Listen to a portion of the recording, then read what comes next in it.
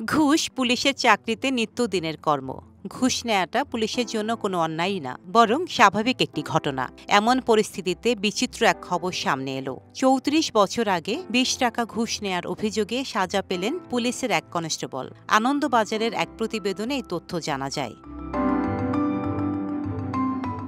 ভারতের বিহার রাজ্যে অবিশ্বাস্য এই ঘটনার সাক্ষী হল ওই রাজ্যের জনগণ। শাস্তি পাওয়া ওই কনস্টেবলের নাম সুরেশ প্রসাদ সিংহ। তিনি বারাহিয়ায় থাকেন। ১৯৯০ সালে তিনি বিহারের সহরসা রেল স্টেশনে কর্তব্যরত ছিলেন।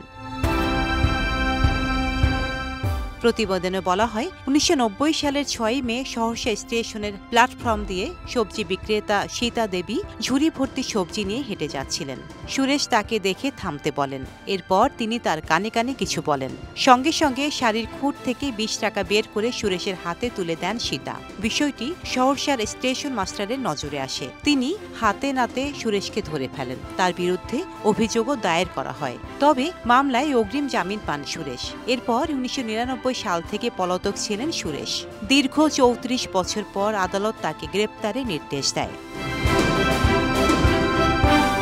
মামলার তদন্তে দেখা যায়, সরকারি অফিসে সুরেশ নিজের ভুয়া ঠিকানা দিয়েছেন। এরপর বৃহস্পতিবার তাকে গ্রেপ্তার করে আদালতে হাজির করানোর নির্দেশ দেন বিশেষ ভিজিল্যান্স বিচারক সুদেশ শ্রীবাস্তব।